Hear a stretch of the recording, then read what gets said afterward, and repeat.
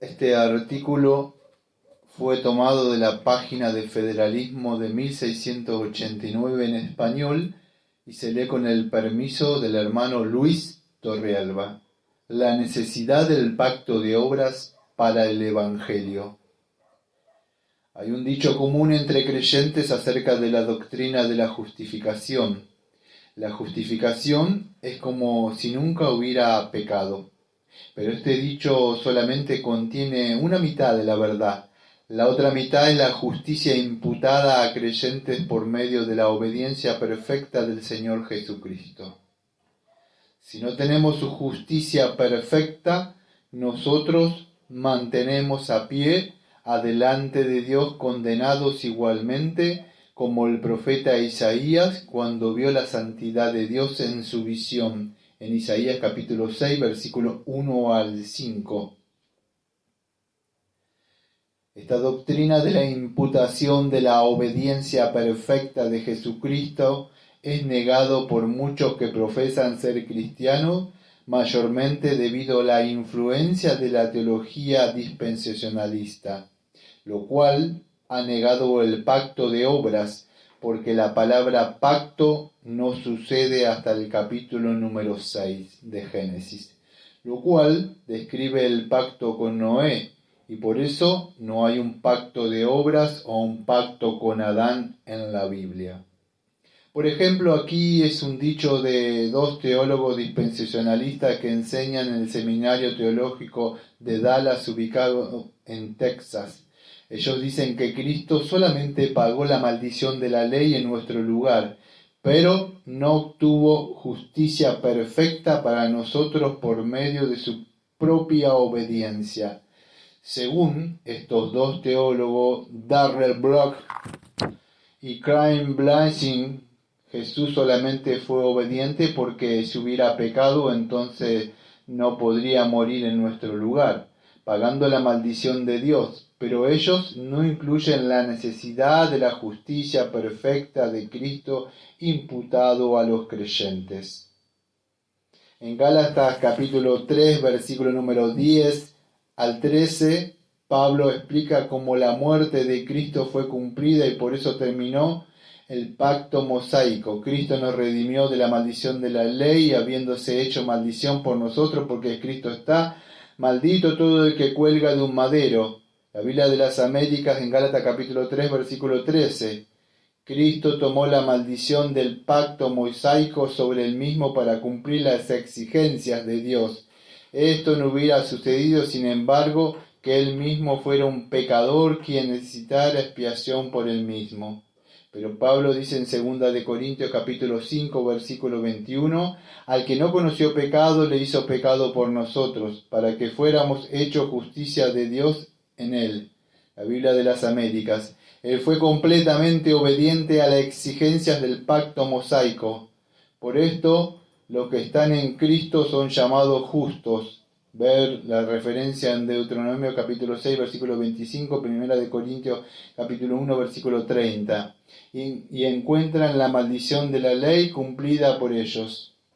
No es suficiente solamente tener sus pecados perdonados para entrar al cielo, porque Dios requiere justicia perfecta, como Jesús dijo en el Sermón del Monte.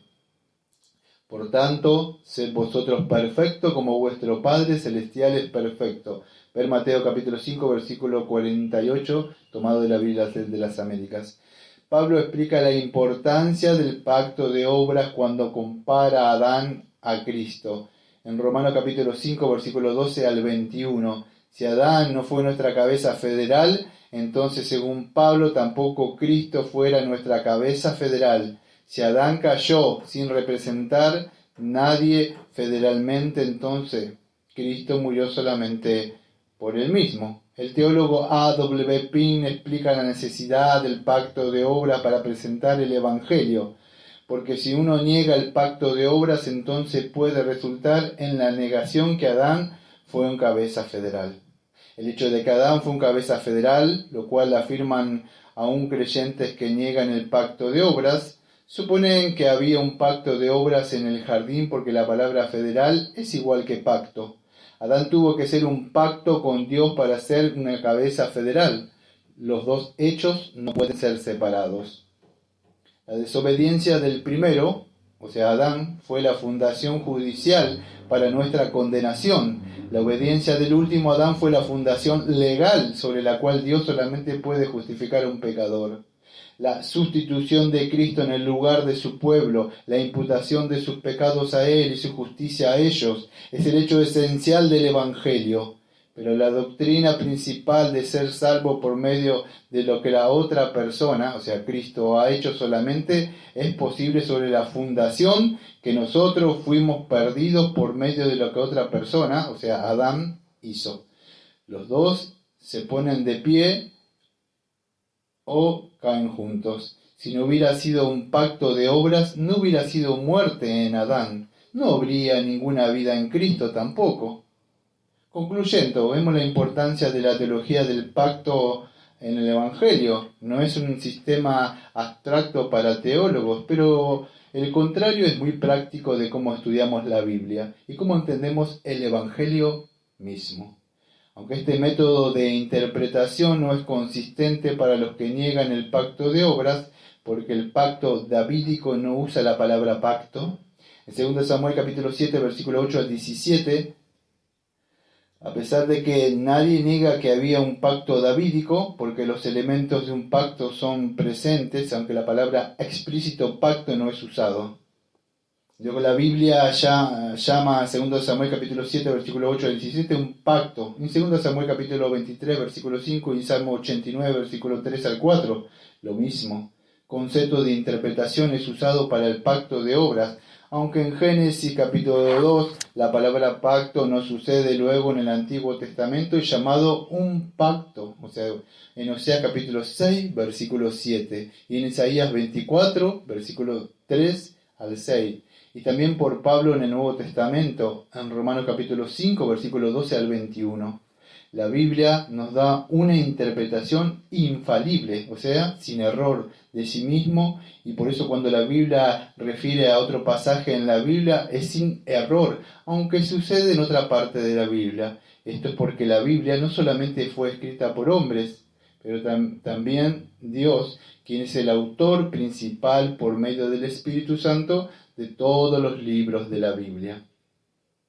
Vamos a confiar en la interpretación inspirada e infalible del apóstol Pablo en Romanos capítulo 5, explicando la necesidad de Adán como nuestro cabeza federal para que Cristo sea la cabeza federal del creyente, lo cual supone el pacto de obras. O vamos a leer Génesis capítulo 2 solamente enfocando en el autor humano, sin leer Génesis 2 en el contexto de toda la Biblia. La segunda opción enfoca en el argumento que la palabra pacto no sucede allí. Y por eso es imposible que había un pacto de obras, lo cual da prioridad al autor humano en vez de dejar la Biblia interpretarse a sí misma. Cuando la Biblia se interpreta, la Biblia a sí misma es un comentario infalible, lo cual no deberíamos ignorar, sino aprovecharnos de su interpretación infalible para mejorar nuestro entendimiento de la Biblia. Vemos todo esto puesto en forma de una proclamación del Evangelio en la Confesión Bautista de Londres del año 1689, en el capítulo 20, versículo número 1. Dice así: habiendo sido quebrantado el pacto de obras por el pecado y habiéndose vuelto inútil para dar vida, agradó a Dios dar la promesa de Cristo, la simiente de la mujer, como el medio para llamar a los escogidos y engendrar en ellos la fe y el arrepentimiento. En esta promesa, el Evangelio, en su sustancia, fue revelado y por tanto es eficaz para llevar a los pecadores a la conversión y salvación. El artículo publicado originalmente se puede tomar de la necesidad del pacto de obras para el Evangelio.